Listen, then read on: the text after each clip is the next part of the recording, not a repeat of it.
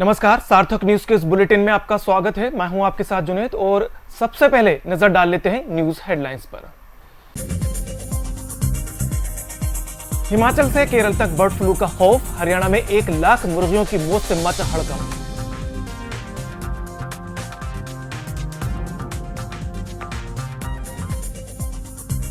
आत्मनिर्भर मध्य प्रदेश पर मंथन शुरू, सीएम शिवराज सिंह चौहान बोले मंत्री से लेकर प्रशासन स्तर तक जिम्मेदारी होगी तय, सख्त मॉनिटरिंग का बनेगा सिस्टम।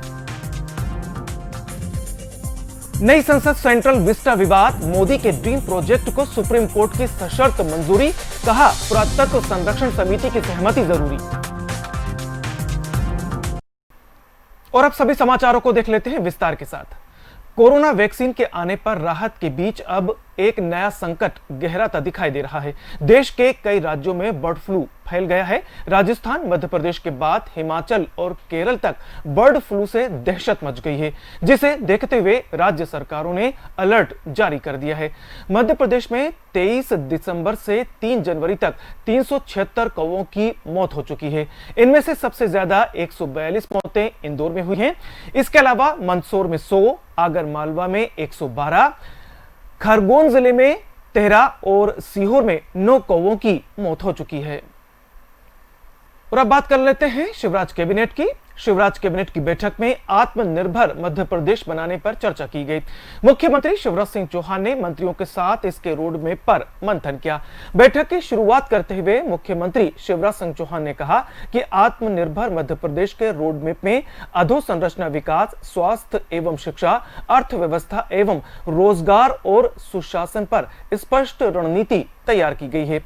इस रोड मैप के आधार पर मंत्री अपने विभागों की योजना तैयार कर क्रियान्वित करेंगे। मंत्री एवं प्रशासन के हर स्तर पर जिम्मेदारी तय की गई है और उसकी प्रत्येक स्तर पर सख्त मॉनिटरिंग भी होगी। लोक सेवा प्रबंधन विभाग रोड मैप क्रियान्वयन में समन्वय करेगा और अन्य सभी विभाग सक्रिय भागीदारी करेंगे। देखिए, मेरा किसी से कोई राग नहीं है, कोई द्वेष नहीं है। एकमात्र जिद, जुनून और जज्बा है समृद्ध और विकसित मध्य प्रदेश का निर्माण और मध्य प्रदेश की प्राणों से प्यारी जनता का कल्याण। वो ही अपनी भगवान है और इसलिए एजेंडा हम तय करते हैं। सारे फील्ड के अफसर, कलेक्टर, एसपी, कमिश्नर, आईजी को देते हैं। महीने भर का रोड मैप तय होता है, उस पर एक्शन टेकन रिपोर्ट मांगते हैं। पालन प्रतिवेदन आता है तो जो अच्छा काम करते हैं उनको हम बधाई देते हैं, उनको हम पुरस्कृत करेंगे। और जहाँ गड़बड़ होती है वहाँ सख्त होना जरूरी है। सख्त अगर होता हूं तो अपनी जनता के लिए होता हूं, मध्य प्रदेश के लिए होता हूं। भोपाल के वार्ड 25 की स्ट्रीट लाइट की समस्या को देखते हुए कांग्रेस के पूर्व मंत्री पीसी शर्मा ने टीटी नगर कॉलोनी के लोगों के साथ कैंडल मार्च निकाला और सरकार के खिलाफ जमकर नारेबाजी की। साथ ही बीजेपी सरकार पर निशाना साधते हुए कहा कि सरकार बिना नोटिस के गरीबों के आशियाने तोड़ रही है। मध्य प्रदेश के मुख्यमंत्री शिवराज सिंह चौहान को संदेश देते हुए उन्होंने कहा कि जिस तरीके से ग्वालियर में नगरीय प्रशासन ने कार्यवाही की है, उसी तरह से सभी जगहों पर कार्यवाही होना चाहिए। हर तरह से गरीबों को दबाया जा रहा है बिना नोटिस के। जिनके जो 50 साल से रह रहे हैं ऐसे झुग्गी वालों को आज वहां से बेरहमी से हटाया गया और मारा गया माता मंदिर पे। और एक तरफ मुख्यमंत्री कहते हैं कि जो जिसके पास भी 2014 से पहले से रह रहा है उसको मकान और पट्टा दिया जाएगा, जबकि ये 50 साल से जो लोग रह रहे थे उनको हटा दिया।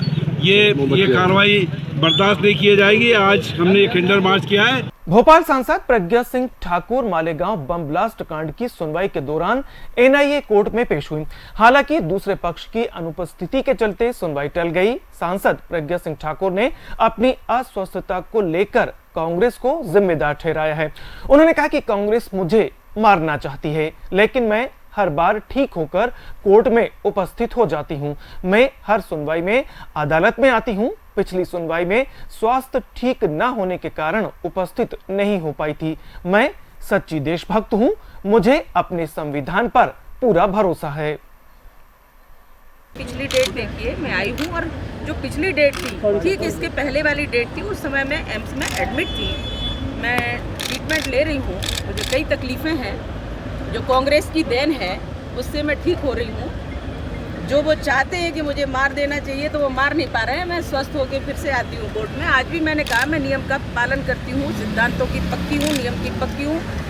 संविधान हमारा है, उसका मैं पालन करती हूँ और करूँगी, क्योंकि मैं देशभक्त हूँ और हमारे संविधान है, हमारा कानून है, हम उसका पालन करते हैं। प्रज्ञा जी, आरोप तो कोई भी लगा दे, किसी पर भी लगा दे, कुछ भी लगा दे, लेकिन सत्य क्या है उसको अवश्य जानना। राजधानी भोपाल में नगर निगम की लापरवाही लगातार सामने आ रही है। स्ट्रीट लाइट बंद होने और गरीबों की झुग्गियां बिना नोटिस दिए तोड़ने के संबंध में कांग्रेस के विधायक पीसी शर्मा और कैलाश मिश्रा सहित कई कार्यकर्ताओं ने मंगलवार को नगर निगम कार्यालय के सामने धरना प्रदर्शन किया और नगर निगम के अधिकारियों के खिलाफ जमकर नारेबाजी की। आज हम यहाँ माता मंदिर नगर पालिका निगम भोपाल के मुख्यालय के सामने धरने पर बैठे हैं और नगर निगम प्रशासन से ये मांग करते हैं कि जनता की जो काम रहते हैं वो कैसे होंगे और कब होंगे, ये उनसे हमें जवाब चाहिए।